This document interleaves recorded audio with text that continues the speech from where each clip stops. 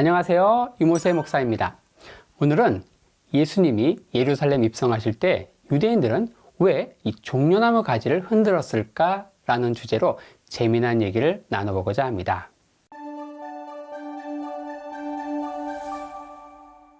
예수님이 예루살렘 입성하실 때 당시 유대인들은 이 하고 많은 가지 가운데 개나리나 진달래, 철쭉 이런 거 흔들지 않고 왜 굳이 이 종려나무 가지를 흔들었을까요? 이렇게 물어보면 종종 예루살렘에는 개나리, 진달래가 없고 이 종려나무밖에 없으니까 그랬죠? 라고 대답하십니다. 하지만 그거 아십니까? 예루살렘에는 종려나무가 없습니다. 예루살렘은 해발 800m에 있는 산지 도시인데 이런 산지에는 종려나무가 자라지 않습니다. 이스라엘 속담에 이런 말이 있습니다. Palm tree in the mountain. 직역하면 이 산지의 종려나무인데 우리말로는 꽂아 놓은 보릿자루, 얼간이, 쪼다, 찌질이, 왕따 그런 뜻이 됩니다. 예루살렘에는 종려나무가 없다.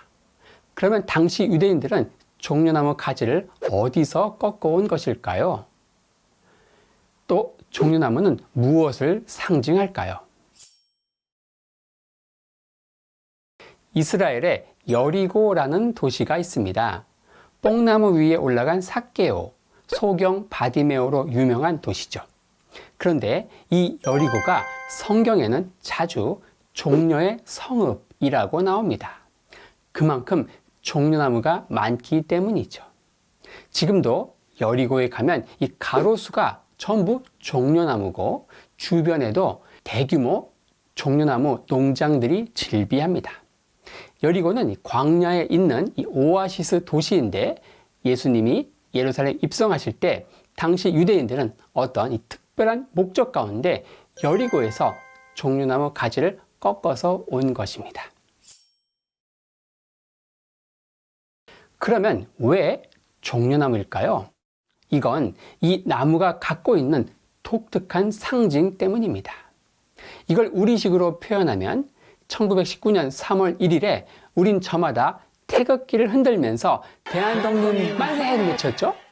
그것처럼 예수님의 예루살렘 입성 때 유대인들은 이 종려나무 가지를 흔들면서 호산나 찬송하리로다 주의 이름으로 오시는 이여, 히브리어로는 바루카바 베셴 아도나이를 외쳤던 것입니다.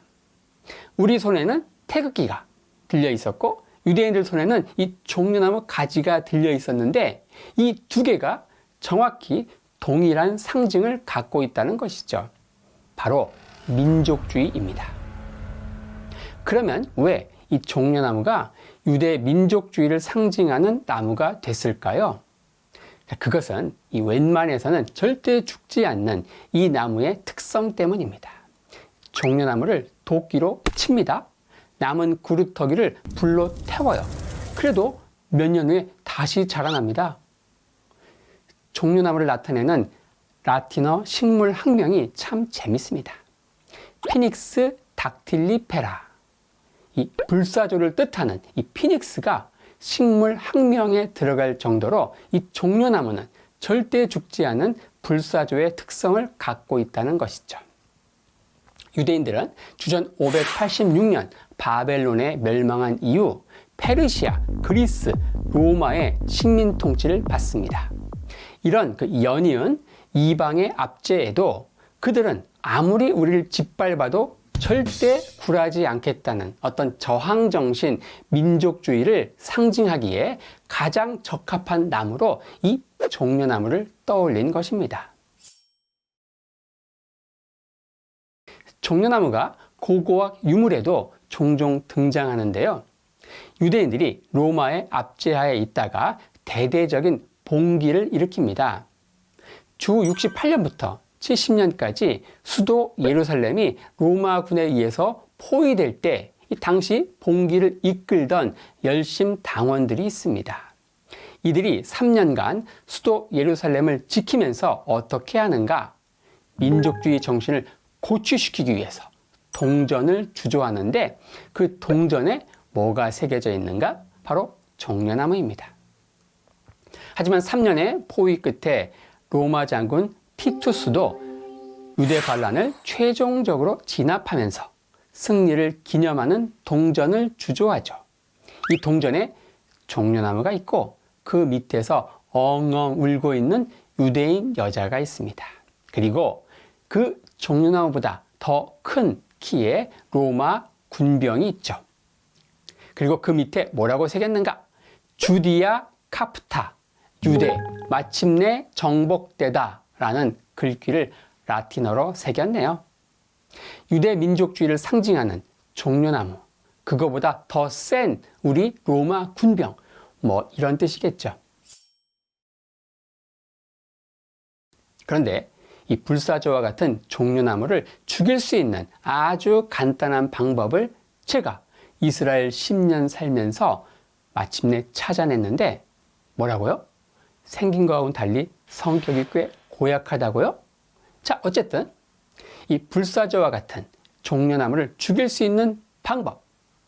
종려나무 위에 올라가요. 그러면 가지들이 이렇게 막 뻗어 있잖아요. 그 가운데 이 하늘로 향해서 쫙 수직으로 뻗어 있는 작은 가지가 보입니다. 요걸 다 꺾어버리면 일주일 내에 말라 죽습니다. 그리고 그렇게 죽은 종려나무는 절대 다시 자라지 않습니다. 일종의 그 생장점과 같은 이 가지를 뭐라고 하는가? 바로 키파라고 합니다. 키파? 어디서 많이 들어본 것 같다고요? 골키파? 아니죠. 홈키파, 에프킬라? 더더욱 아니죠. 유대인들이 머리에 쓰는 이 독특한 모자가 있습니다. 이 보통 모자는 햇빛을 가리기 위해 이 챙이 있는데 챙이 없이 이 정수리 부분만 가리는 동그란 유대인들의 모자를 키파라고 합니다. 이 키파를 쓰고 다니는 사람들은 어떤 사람들인가? 바로 저 위에 계신 하나님의 권위에 순복하며 살아가는 굉장히 종교적인 유대인들이죠.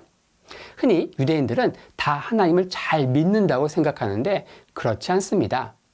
유대인 가운데도 하나님을 잘 안 믿는 이 세속적인 유대인, 뭐 이런 사람들은 머리에 아무것도 안 쓰고 까놓고 다닙니다. 하지만 하나님의 권위를 인정하고 순복하는 종교적인 유대인들은 반드시 이 머리에 요 키파라고 하는 빵떡 모자를 쓰고 다닙니다. 그러면 종려나무의 키파라는 가지와 종교적인 유대인들이 쓰는 키파라는 모자가 무슨 관련이 있을까요? 불사조와 같은 종려나무, 하지만 키파를 탁 꺾어버리면 바로 죽지요. 그것처럼 우리 인간도 자기의 두 주먹을 믿고 자기의 이 머리, 잔대가리를 믿고 뭐든 다 할 수 있다고 생각하며 살아가죠. 하지만 우리 인간이 되게 연약합니다. 과학과 의학이 아무리 발달했다고 하지만 어떻습니까? 이 작은 바이러스 하나도 정복 못하는 게 지금의 현실 아닌가요? 이처럼 하나님 없는 사람들은 자기의 주먹을 믿고 살아가지만 하나님을 깊이 신뢰하는 사람들은 여기에 키파를 쓰고 다녀요. 바로 이 자리에 뭐가 있는지 아십니까? 정수리. 바로 한의학에서 백회라고 하는데 인간의 혈자리 가운데 최고의 급소예요. 여기 한 대 제대로 탁 맞으면 천하장사 2만기, 강호동도 한 방에 나가 떨어집니다. 바로 이 자리에 키파를 쓰고 다니면서 하나님께서 지금 이 순간이라도 나를 탁 치시면 갈 수밖에 없다. 하나님이 콧바람을 살짝 불어도 나는 휙 날아갈 수밖에 없는 연약한 존재라는 것을 표현하는 것이죠. 정리해 볼까요? 불사조와 같은 종려나무, 하지만 키파를 탁 꺾어버리면 죽는 것처럼 두 주먹을 불끈 쥐고 살아가는 인간도 하나님께서 정수리를 탁 치면 죽는다. 바로 그 자리에 키파를 씀으로써 위에 계신 하나님의 권위에 순복하면서 살아가는 신앙인임을 나타낸다는 것이죠. 오늘은 예수님께서 예루살렘에 입성하실 때 유대인들이 흔들었던 이 종려나무 가지가 한국 사람들이 3.1절 때 흔들었던 태극기처럼 민족주의를 상징한다. 왜 그런가? 그건 절대 죽지 않는 불사조와 같은 이 종려나무의 특성에서 나왔다는 이야기를 했습니다. 다음에는 더 재미있고 유익한 영상으로 찾아오겠습니다. 레이트라웃! 영상 하단에 소그룹 나눔을 위한 질문을 3개씩 넣었습니다. 청작년 순모임에서 본 영상을 효과적으로 사용하실 수 있을 거예요. 감사합니다.